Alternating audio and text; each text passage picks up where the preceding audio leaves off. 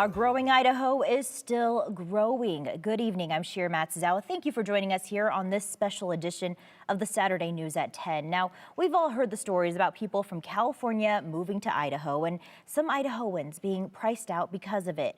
But are Californians still moving here? And is there a potential housing market crash to come? Here's what one local real estate expert told me. Anyone who's thinking about delaying or thinking there might be a crash of some sort, I don't think it's going to happen. Brett Hughes is a real estate broker and owner of Boise Premier Real Estate. As a Boise native and someone in the industry for 20 years, he's watched our growing Idaho grow. So much so, he says nationally, most places are growing at 0.1% per year. But here in Idaho and the Treasure Valley, he says we're growing at 3%. Ada County, we had 1,500 people that were direct from out of state. In fact, in 2021, Brett explained MLS data showed 12,000 homes were sold in Ada County.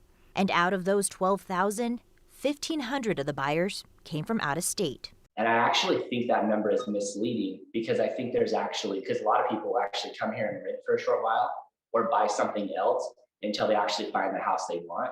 And if you're wondering if the majority of them are still coming from California, well, Brett says yes.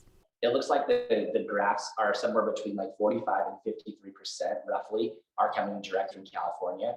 I would assume Washington and Oregon would be a higher percentage. They're really not. He acknowledges it's a tough time for many folks trying to buy a house. But he says, sadly, that's just the nature of the beast right now. And waiting to buy won't help. If they're counting on some sort of random crash to occur, I think it's going to be a while. But here, we have so much demand and so much growth, I just don't see how it could possibly happen. So I think that whether it's bad or good, I don't have the answer to that, but the reality of it is that, the next couple of years are going to be strong for our market.